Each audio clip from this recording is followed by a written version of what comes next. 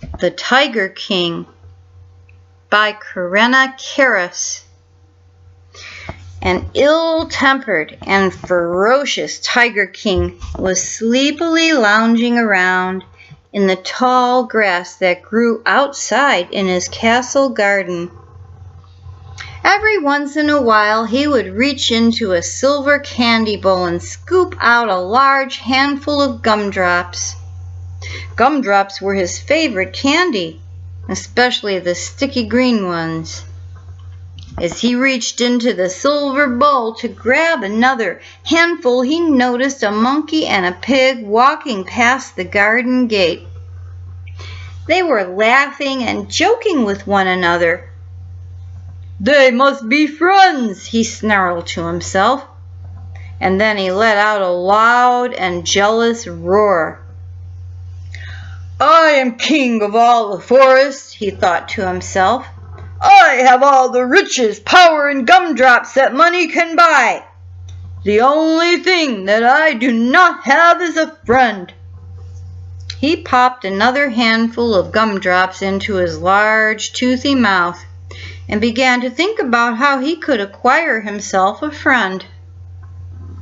Suddenly he had an idea. "I have so much wealth," he thought. "I will use some of my gold and candy to buy myself a friend." He felt very clever indeed. "If I had a friend, I could order him about and make him do my bidding," he thought. "If he does not obey me, I will just throw him into the dark castle dungeon and eat him when I grow hungry. What fun it will be to have a friend," he thought as he popped the last handful of gumdrops into his fierce-looking mouth. So the very next day, and with a great roar that thundered throughout the kingdom, the Tiger King summoned all of his subjects to his royal throne room. All of the animals in the kingdom gathered about him. They trembled with fear, knowing him to be a cruel and merciless ruler. The Tiger King proudly sat upon his giant throne.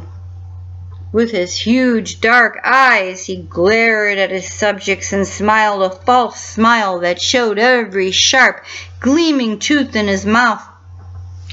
"I am looking for a friend," he began. "Once I have a friend to do my bidding, I will have everything," he shouted rather loudly, causing the crowd to stand back a little farther. "I will now turn my back," he snarled, "and whoever wants to be my friend will remain here. As a reward," he continued, "I will give him half of my fortune in gold and gumdrops." The Tiger King turned his back towards all of the animals and closed his yellow eyes. With his keen ears, he could hear some of the animals leaving. "Cowards," he muttered to himself. Then he shouted out loud, "Whoever leaves now is just a coward." He then added, "I wonder who will have the good sense to remain here and be my friend." Finally, he could wait no longer, so he quickly turned around.